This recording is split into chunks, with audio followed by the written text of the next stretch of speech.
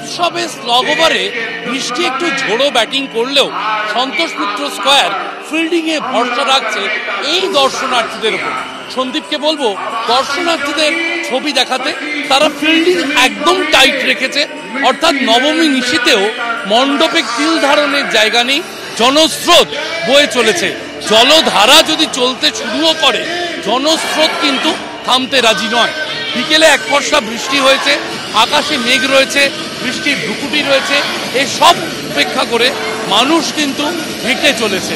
তারা আমরা দেখে পাচ্ছি কোথাও তারা দাঁড়াচ্ছে না, কয়েকজন মোবাইলে একটু ভিডিও তোলার চেষ্টা করছেন, কিন্তু মানুষ হেঁটে চলেছেন। জাতীয় পতাকা নিয়ে অনেকে এসেছে। যে ছবি আমি বারবার বলছিলাম যে কলকাতার পুজোতে ধর্ম, বিশ্বাস, তা তো ছিল শিল্প, এই যে দেশপ্রেমকে নিয়ে এসেছে সন্তোষ মিত্র স্কোয়ার, জাতীয় পতাকা তার প্রমাণ।